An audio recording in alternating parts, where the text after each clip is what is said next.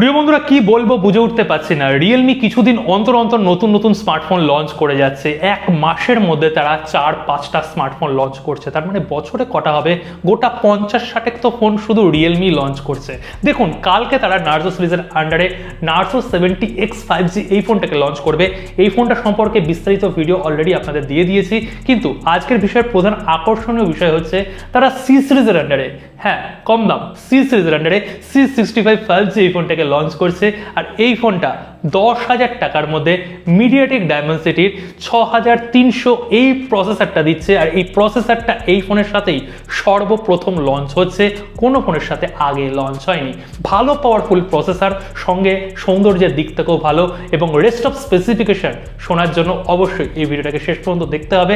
Like করে শুরু করুন ভিডিওটা, শেষ পর্যন্ত এনজয় করে দেখুন। আর কোথাও কি যদি ভালো লাগে, অবশ্যই ভালো লাগবে, তাহলে অবশ্যই চ্যানেলটাকে সাবস্ক্রাইব করে যাবেন। দেখুন বন্ধুরা, আপনারা অনেকেই চিন্তা ভাবনা করছেন ইন্ডিয়া বাংলাদেশ থেকে কম দামের মধ্যে ভালো 5G ফোন, মানে ভালো মানে অবশ্যই কম দামের মধ্যে তো সর্বোচ্চ সমস্ত জিনিস পাওয়া যায় না, সমস্ত জিনিস টাচ করে যেতে হবে, অবশ্যই 5G থাকতে হবে, দেখতেও ভালো হবে। তো এই ফোনটা একটা আদর্শ ফোন কিন্তু হতে যাচ্ছে। হ্যাঁ, আমি আগেই বলেছি 10,000 টাকার মধ্যে এই ফোনটা রিয়েলমি লঞ্চ করছে। আমি বলছি না, রিয়েলমি অফিসিয়ালি এখানে বলে দিয়েছে। তার আগে ছোট করে দেখুন স্পেসিফিকেশনটা। ডিসপ্লে সেকশনে 6.67 ইঞ্চির 120 হার্জের IPS প্যানেল থাকছে, কিন্তু এটা ফুল HD প্লাস হবে না, এটা HD প্লাস হবে। হ্যাঁ, এখানে একটা কম তো তারা রেখেই দিয়েছে, কেননা প্রসেসর যথেষ্ট পাওয়ারফুল দিচ্ছে। মিডিয়াটেক ডায়মেনসিটির এখানে তারা 6300 প্রসেসর, অবভিয়াসলি 5G প্রসেসর, এবং এর আন্তুল স্কোর হচ্ছে 4,50,000-এর কাছাকাছি। মানে মিডিয়াটেক ডায়মেনসিটির আন্ডারে 6100 প্লাস প্রসেসর দিয়ে অনেক ফোন দেখেছেন। স্যামসাং লঞ্চ করেছে, রিয়েলমি নিজেও লঞ্চ করেছে, রেডমি লঞ্চ করেছে। তো সেই প্রসেসরের তুলনায় আপনারা বেটার পারফরমেন্স পেয়ে যাবেন। অবভিয়াসলি 5G কানেক্টিভিটি তো পাচ্ছেন, এবং গুড লুকিং, অবশ্যই পলিকার্বনেটেড বিল্ড কোয়ালিটি। রিয়েলমি তাদের 12 সিরিজের আন্ডারে যেই রকম ফোন তারা লঞ্চ করেছে, সেম টু সেম লুকিং, বড় সড়ো ক্যামেরা ডায়ালার দিয়েই ফোনটা আসছে। কালারেরও ভালো চয়েস রয়েছে, গ্রিন কালারেরও ভ্যারিয়েন্ট রয়েছে, যেটা একটা সিগনেচার পয়েন্ট রিয়েলমির এই মুহূর্তের জন্য। আর ব্যাক সেকশনে আপনারা দুটো ক্যামেরা পাচ্ছেন, তার মধ্যে একটা ক্যামেরাই ওয়ার্কিং ক্যামেরা, আপনারা জানেন 50 মেগাপিক্সেলের মেন ক্যামেরা এবং 2 মেগাপিক্সেলের একটা ইউজলেস ক্যামেরা থাকছে। আর ফ্রন্টে যেহেতু বাজেট রেঞ্জের ফোন, আমরা সেন্টার পাঞ্চ হলে 8 মেগাপিক্সেলের সেলফি ক্যামেরা পাচ্ছি। দুটো ক্যামেরা দিয়ে আপনারা ফুল এইচডিতে ম্যাক্সিমাম ভিডিও রেকর্ডিং করতে পারবেন। ব্যাটারি ডিপার্টমেন্টও একটা ডিসেন্ট টাইপ 5000 mAh এর স্ট্যান্ডার্ড ব্যাটারি রয়েছে, কিন্তু ইনবক্সে আপনারা 15 ওয়াটের চার্জার পাচ্ছেন। 18 ওয়াট দিলে বেটার কাজ করতো, কি বলবো, ওই বাজেটটা একটু কম করার জন্যই তারা 15 ওয়াটের চার্জার দিচ্ছে।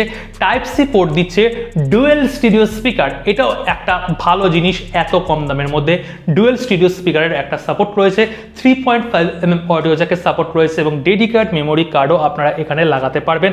হয়তো তারা হাইবার্ড দেবে না, এখানে ডেডিকেট একটা মেমোরি কার্ডের স্লট তারা প্রোভাইড করে দিচ্ছে। সফটওয়্যার ডিপার্টমেন্টও ঠিকঠাক।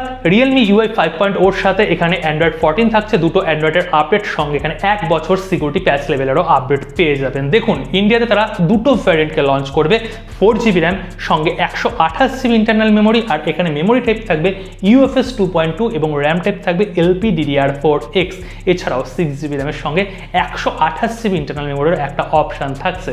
যেটা বেস ভ্যারিয়েন্ট, সেটার দাম হবে MRP, মানে ডিসকাউন্ট ছাড়া 10,999 এইরকম দাম হবে, এবং যেটা হাইস্ট ভ্যারিয়েন্ট থাকবে সেটার 11,999 এইরকম দাম তারা রাখবে, কিন্তু ডিসকাউন্ট দিয়ে প্রাইস হয়ে যাবে বেস ভ্যারিয়েন্টের 9,999, মানে আন্ডার 10,000 ইন্ডিয়াতে। তো আন্ডার 10,000-এ এখানে যদি বলি, এখানে মেন জিনিস থাকছে অবশ্যই প্রসেসর পারফরমেন্স দুর্দান্ত পেয়ে যাচ্ছেন। এই রেঞ্জের মধ্যে আর কোনো ফোন নেই এইরকম ভালো একটা পারফরমেন্স নিয়ে আসতে পারে। তার সঙ্গে ডুয়েল স্টিরিও স্পিকার, ডিজাইনও যথেষ্ট ভালো এই প্রাইস সেগমেন্টের মধ্যে। কিন্তু কম যদি বলতে হয়, তাহলে ওই HD প্লাস ডিসপ্লে ওই একটাই আমার চোখে পড়ছে।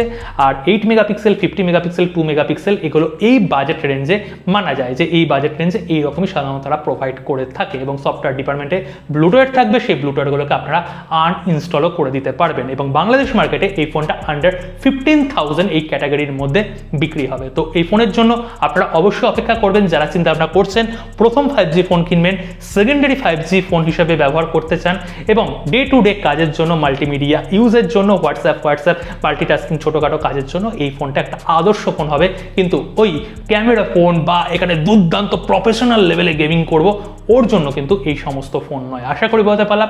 এরপরেও যদি কোনো কোশ্চেন থাকে এই ফোনটা সংক্রান্ত, অবশ্যই কমেন্ট করে জানাবেন। কালকে দেখা হচ্ছে নতুন ভিডিওর সাথে। সকলে ভালো থাকবেন, সুস্থ থাকবেন।